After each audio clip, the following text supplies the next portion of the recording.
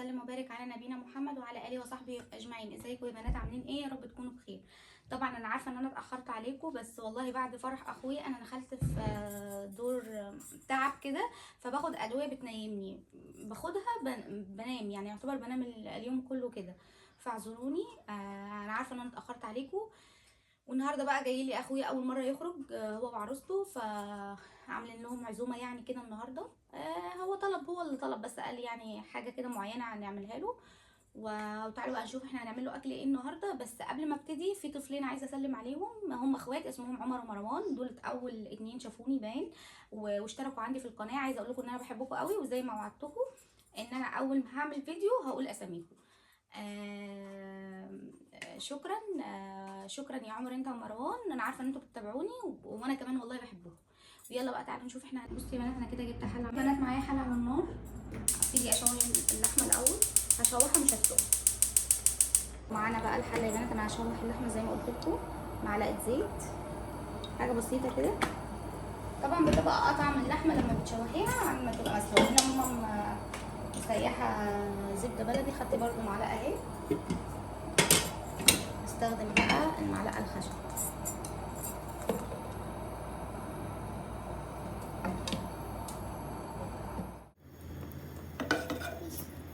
هنزل يا بنات بقى باللحمه.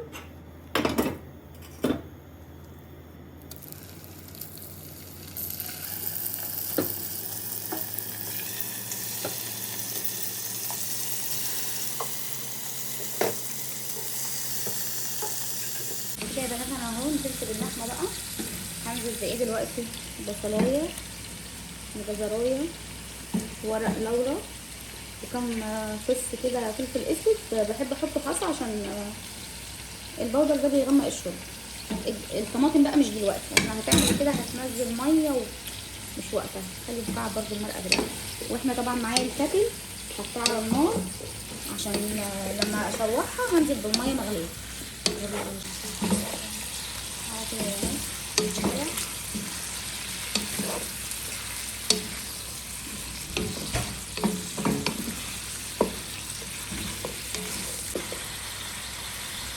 بصوا يا بنات، خلاص اللحمه اتشوحت اهي، هنزل بقى بالميه دي مغليه.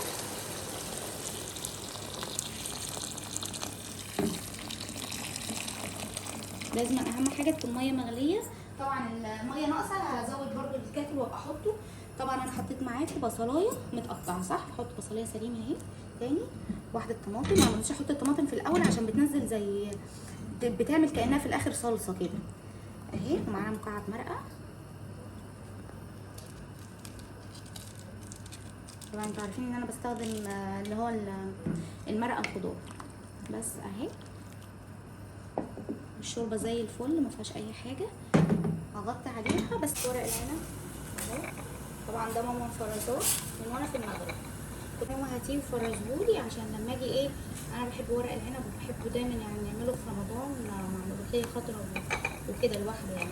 انا حطيت نزلت بشرايح ليمون في ميه السلق، احط رشه ملح كده بس.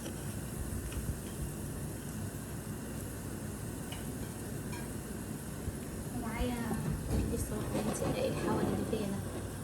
معايا حله تانية على النار، دي بقى هعمل فيها تسبيكه المحشي. هي بنات الحله معاها كمان سمنه بلدي اللي هو مسيحاها زي ما قلت لكم. احط معلقه كده، زي معلقه ونص كده. معايا البصل اهو. البصل المره دي قطعته على عاديه مكعبات صغيره خالص. دقيت اهو فصين توم. هي الكبه بتاعتي انا للاسف نسيها عند ماما اهي. معايا فصين توم. طبعا انا المحشي عندي اساسي لازم فصين التوم دول يديله تسكين. طبعا انتوا اصلا عارفين ان انا بعمل المحشي بالطريقه دي.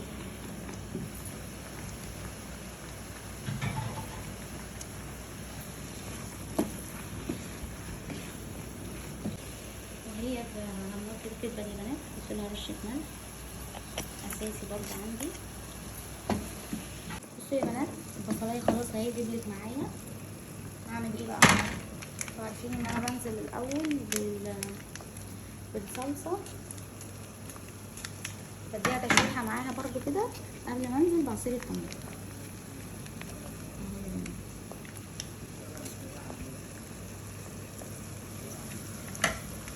انا المره دي هحط كيس صلصه للمحشي عشان انا معايا عاملين بتنجان وفلفل، معايا يعني كميه عايزاها تكون حمرا. اهو يا بنات بديها تشويحه بقى معاها كده. اوعي تستخدمي صلصه الطماطم تحطيها، تحطي مثلا عصير الطماطم الاول بعد كده تحطي الصلصه. المزازه اللي فيها بيبقى فيها مراره كده بتروح، والحموضه بتبقى طعمها حلو قوي، بتفرق يعني. بصي يا بنات انا المره دي عايزه انزل بالبهارات على الصلصه كده، هشوحها معاها. دي بابريكا مدخنه طبعا بتديها طعم ولون. شطه، طبعا احنا ما عندناش اطفال، لو عندك بقى اطفال استغني عن الحركه دي. شويه فلفل اسود اهو معايا بقى، عيش توم باودر وبصل باودر. طبعا انا البهارات مش كتيره لان انا معايا كميه، وانا بالنظر كده انا عارفه ان انا بحط قد ايه يعني، ما تقلقوش اهو. طبعا البصل دايما بيبقى رخم مش زي الثوم، تحسوه كده بيجمد في بعض اهو. اقلب احط بقى كمان معايا ايه، مكعب مرقه خضار اهو.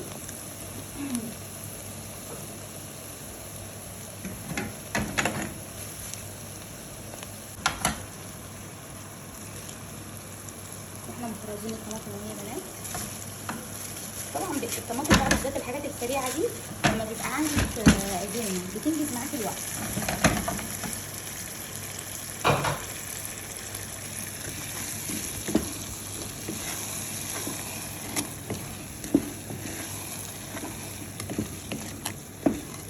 بس انا بقى هبطل يا بنات عشان الطماطم تتسبك تمام وتفك كده، بس عايزه اوطي عليها النار عشان ما تتلسعش.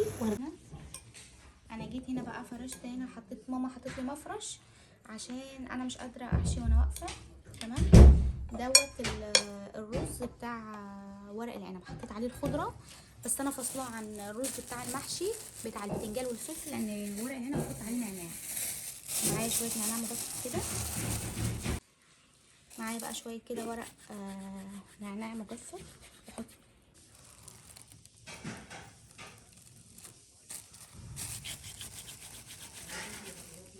حطيت يا بنات كده اهو، حطيت شويه تاني، احنا بنحب النعناع بيبقى جميل في الاكل. رشه زيت على الخلطه اهو. انا قلت اقعد بقى، انا مش قادره اقف وكده اهو. ابتدي بقى يا بنات احشي. شوفوا يا بنات الصباع، شوفوا سمباتيك خالص. طبعا حطيت في الارضيه بصل شرايح وطماطم.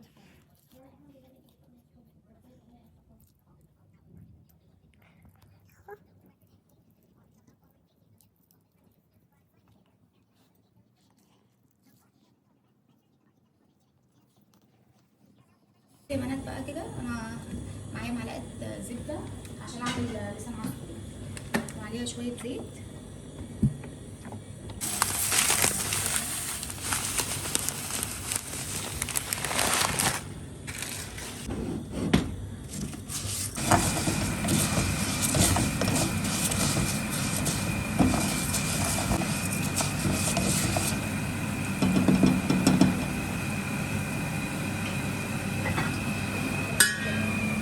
ننزل بقى بالشوربه.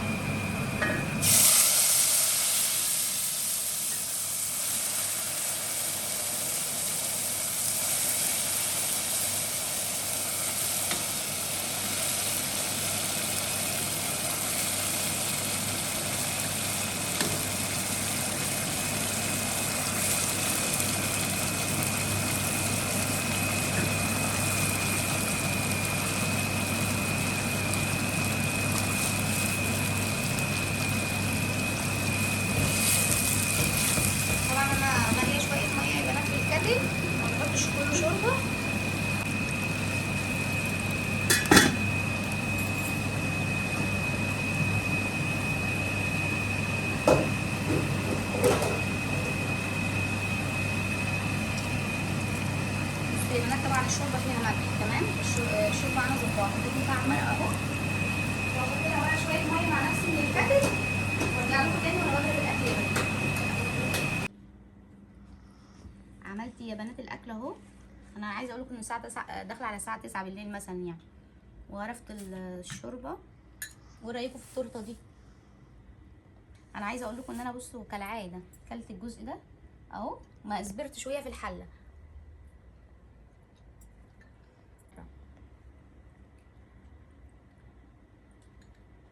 قلت اقعد اكل بقى واوريكم اخر حاجه.